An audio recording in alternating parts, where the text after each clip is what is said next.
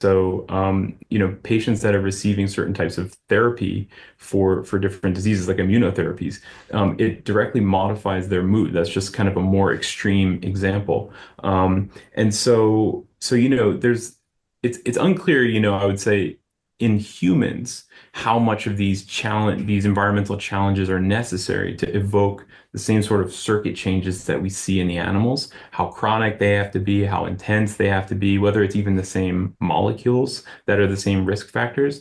But I think there's kind of an underlying principle, which is exactly what you hit on, that what's going on in the environment, if it's shaping processes in the body, eventually those signals through the conduits we talked about earlier, like the meninges or even the vasculature, those signals can kind of get back to the brain and start shaping how behavior is modulated in kind of this unanticipated way.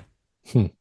And yeah, I mean, it's easy to think about how some dangerous loops could get formed here. If you've got some chronic inflammation that's making an animal more fearful, that might make them more prone to stress, and just detecting fear in their environment, which is going to keep them in that more inflamed state. And it's not difficult to imagine how an animal, human or otherwise, could get trapped in this sort of vicious cycle.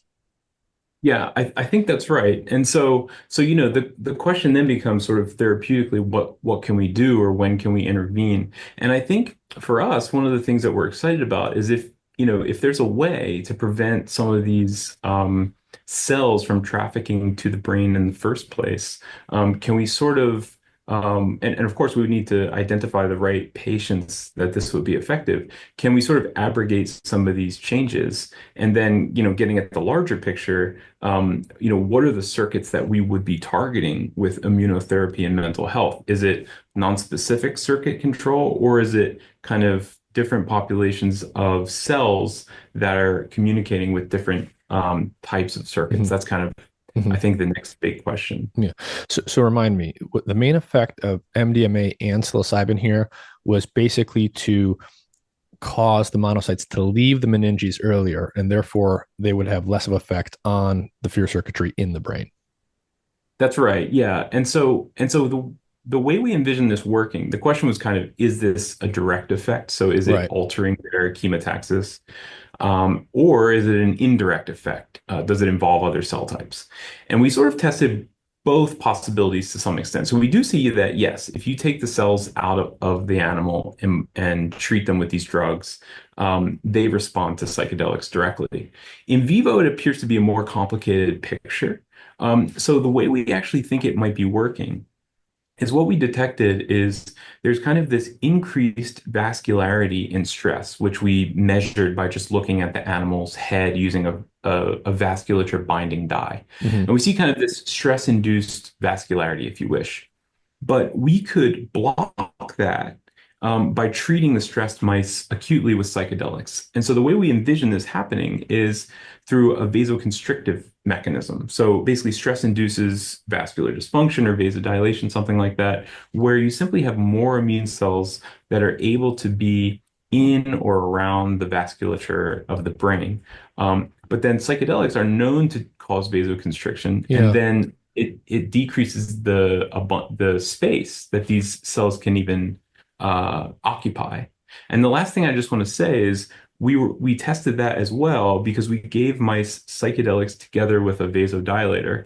And when we administered the vasodilator with psychedelics, we actually reversed this psychedelic induced decrease. We actually just Mm. saw more monocytes in the meninges. And so that's how we sort of think this might be working through kind of both potentially direct, but also probably also major indirect effects. Interesting. So psychedelics have this effect. They can make the monocytes go out of the meninges, but you see these vascular changes. And if you induce vasodilation simultaneously with administering psychedelics, this effect goes away. So it suggests that it's through some vascular effect that the psychedelics are working here. And remind me, so I know that psychedelics have these vascular effects. Do those happen through the serotonin 2A receptor, or do they happen through some other mechanism? Yeah, so that's I think where it gets complicated. So I think it's at least partially involving the sympathetic nervous system, which densely innervates the meninges. And I actually don't know all the literature on how what specific receptors are required for the vasoconstriction, whether it's strictly 2A dependent. But what we think is that perhaps at least sympathetic neurons are modulating this feature of the meninges or even the brain vasculature. Um, uh, by when they also respond to psychedelics and stress and things like that.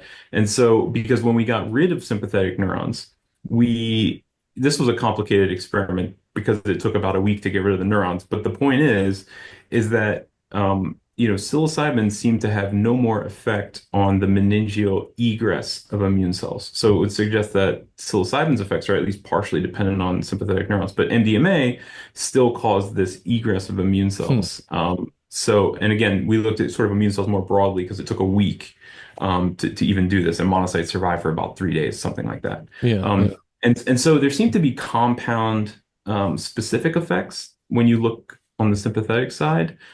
So there's probably this interplay between sympathetic nervous system, cell autonomous vasoconstriction or not, and also immune cell modulation. Yeah, so they're having the same sort of MDMA and psilocybin are having the same overall effect on monocytes, causing them to egress here.